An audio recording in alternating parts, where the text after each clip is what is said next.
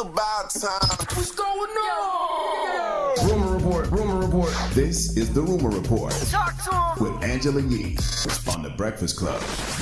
Welcome back, Yee! Thank you. It's good to be back. I know I missed you doing the rumors. I heard you did an excellent job. Young Yee cakes.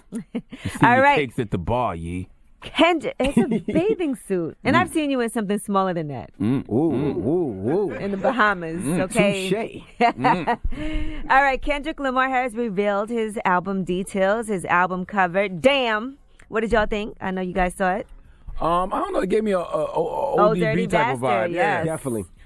Kendrick is always influenced by the Wu-Tang in some way, shape, or form. Mm-hmm. You know, it's funny because when I first saw it, it made me have all these thoughts about, because I did used to work for Wu-Tang and with Old Dirty Bastard, and it actually made me come up with all these memories of working for Wu-Tang and working with Old Dirty Bastard. When I saw it, it inspired all of these memories from my first real job as an adult. So, yes, I see the ODB in this, and it's called Damn. It's 14 tracks. It's going to have appearances from Rihanna and from U2 as well. So I know we're all excited to see what's going to happen. I'm looking forward to it. I'm always here for a new Kendrick project. Kendrick is, one of the leaders of the new school in this rap game. If not the lead, he is the leader of the new school to me.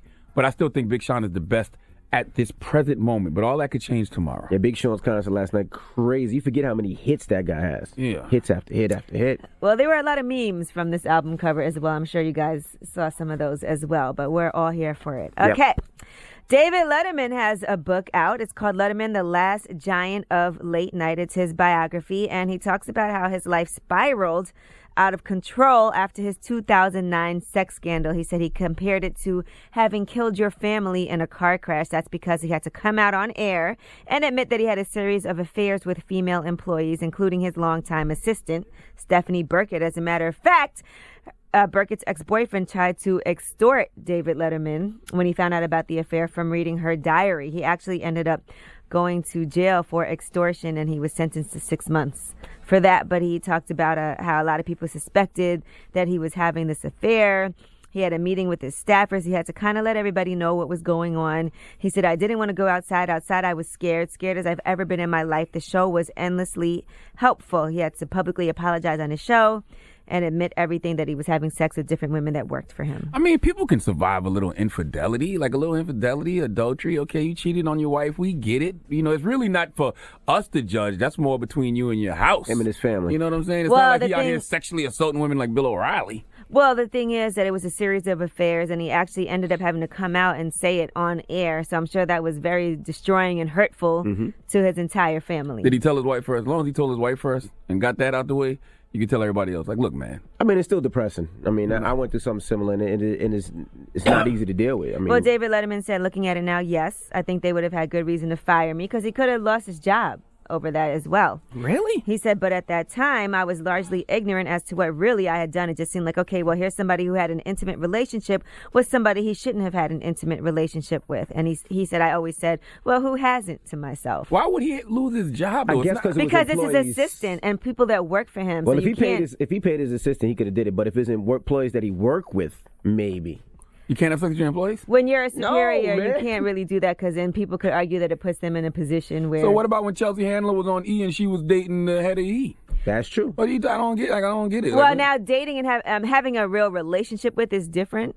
But I think it's different when but I'm married. You're having an affair. That's not a real relationship, you jerk. All right, now let's discuss Steph Curry. There's a new book out by Marcus Thompson, and he says that a lot of NBA players don't like Steph Curry at all. He actually did a radio interview, and he discusses the reasons why people don't like him. And here's what he said.